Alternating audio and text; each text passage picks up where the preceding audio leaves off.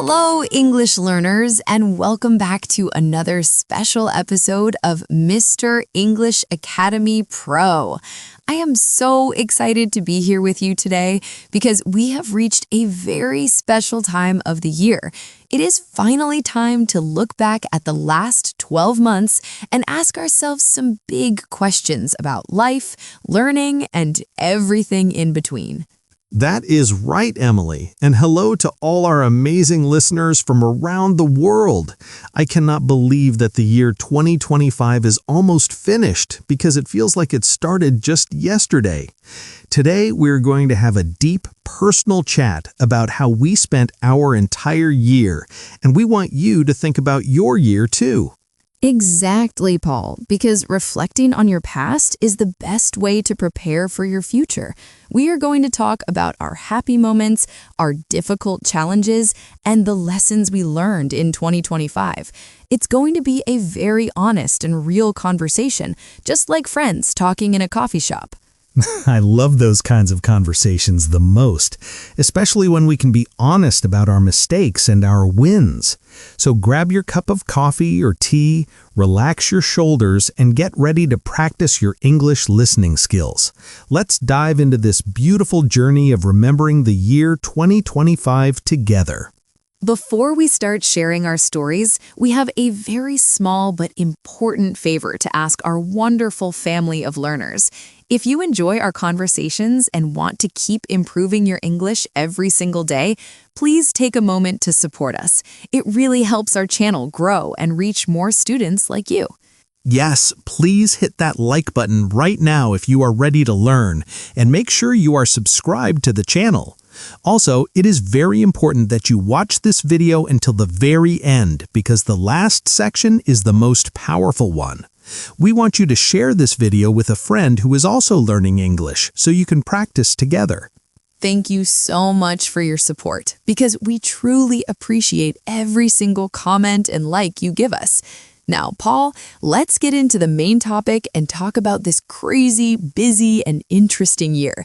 When you think about 2025 generally, what is the first feeling that comes to your heart? That is a deep question to start with, but I think the feeling is gratitude. I feel very thankful because I learned so much about myself this year, even when things were difficult. How about you, Emily? What is the main feeling you have when you look back at this year? I think my main feeling is peace because I finally learned how to slow down and enjoy my life more.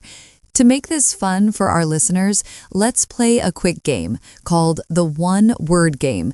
We have to describe our entire year of 2025 using only one English word and then explain why we chose it. Oh, I love this game because it forces you to think deeply about your vocabulary and your true feelings. Okay, I have my word ready, and my word for 2025 is growth. I chose this word because I started new projects and pushed myself out of my comfort zone many times this year. Growth is such a powerful word, and it is perfect for beginner learners to remember. My word for 2025 is definitely balance. I chose balance because I worked hard, but I also spent a lot of good time with my family and friends. Balance is something we all need, especially when we are busy learning English or working at our jobs. Listeners, I want you to think about your one word for 2025 right now. You can even pause the podcast for a second and say your word out loud to practice your speaking. Now, let's talk about the good stuff because it is important to celebrate our victories. Paul, what was your biggest success or your favorite moment of 2025? It does not have to be something huge, but something that made you feel really proud of yourself. Well, I think my biggest win was finally running a half marathon, which is about 21 kilometers. I trained for 6 months, and even though my legs hurt every day, crossing the finish line felt amazing. I proved to myself that if I am consistent with my practice, I can achieve difficult things. Wow, Paul, that is incredible. And I remember you talking about your running training earlier this year. My big win was a little bit quieter, but it was very special to me. I finally read 12 books in English this year, which was my goal in January.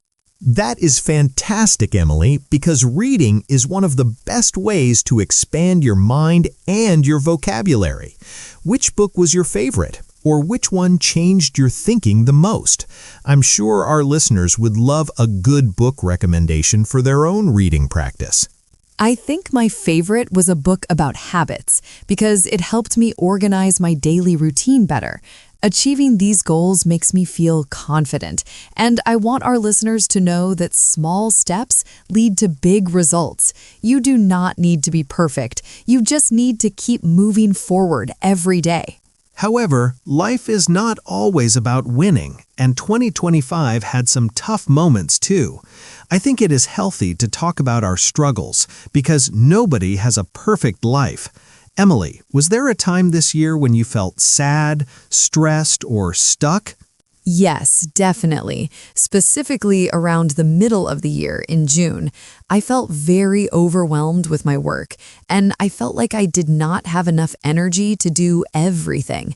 I had to learn to say no to some things so I could protect my mental health.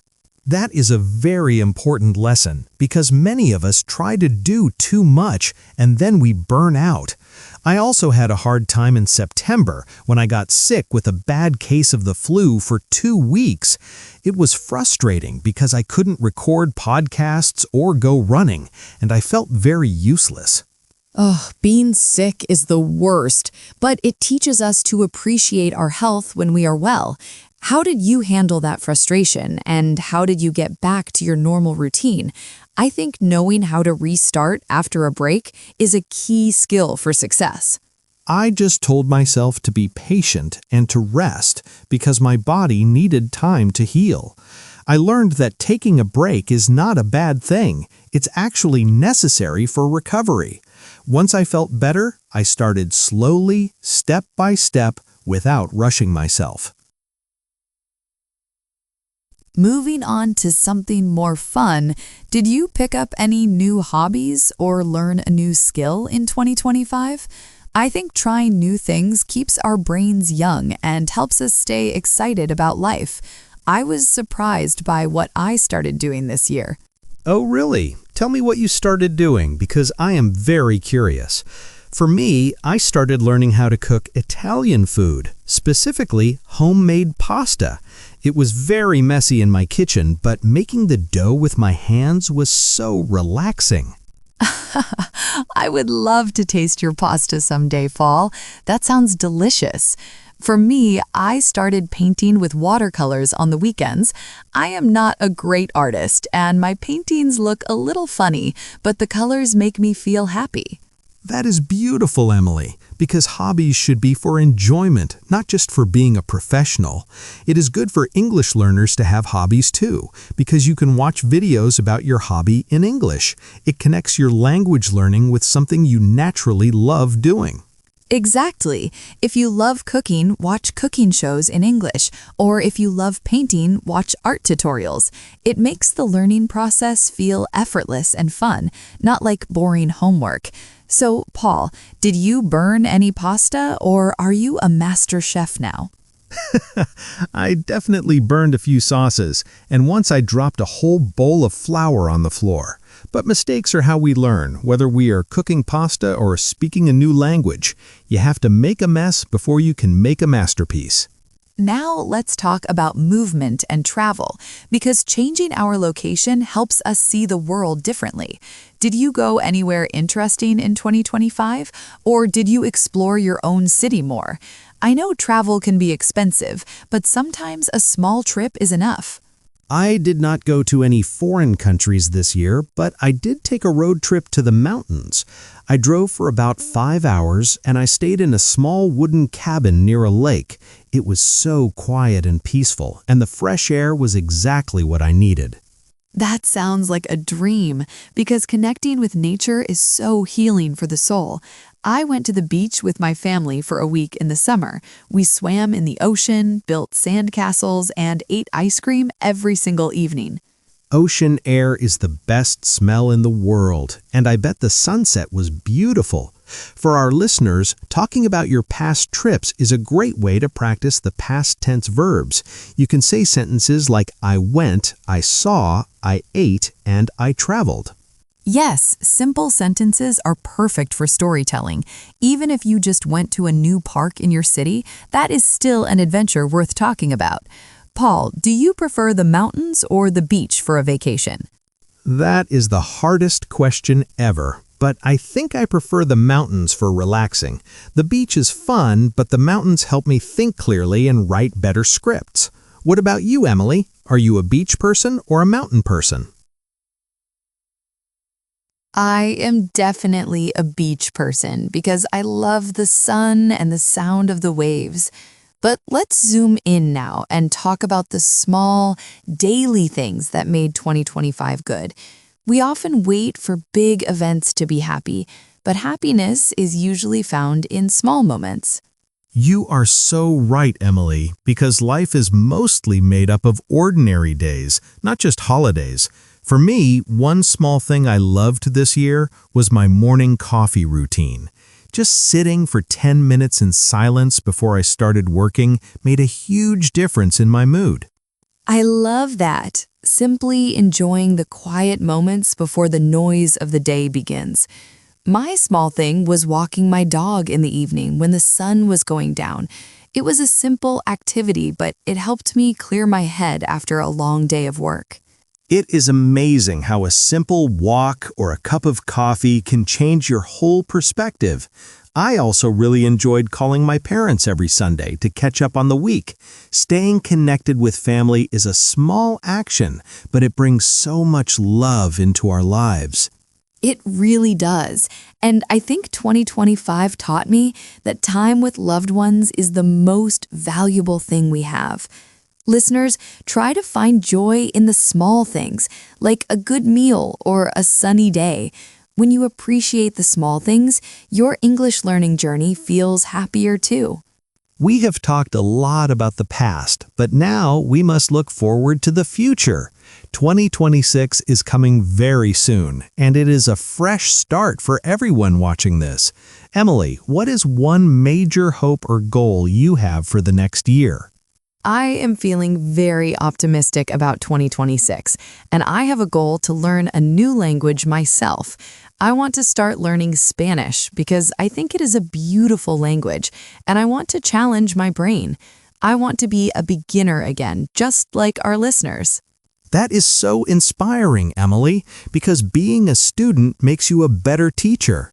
My goal for 2026 is to be more consistent with my sleep schedule. I want to wake up early every day and go to bed early so I have more energy. Sleep is so important for memory, so that will definitely help you work better. I also want to focus on meeting more people and maybe joining a local club. I think social connection is going to be my theme for 2026. I love that idea, and I hope you make many wonderful new friends next year. For our listeners, now is the time to write down your English goals for 2026. Will you learn 5 new words a day, or will you listen to our podcast every morning? We are coming to the end of our conversation, and I feel so happy that we shared these stories. Talking about our year helps us close the chapter properly and get ready for the new one. Thank you, Paul, for being so open and honest today. Thank you, Emily. It was a pleasure to reflect on 2025 with you and with all our friends listening. Remember, everyone, your English does not have to be perfect to tell your story. You just need to speak from your heart and keep practicing every single day. Absolutely. And please do not forget to answer our question in the comments below. Tell us, what was your favorite moment of 2025? Write it in English, even if it's a short sentence, because we love reading your answers. Yes, we read every comment and we are cheering for you on your journey.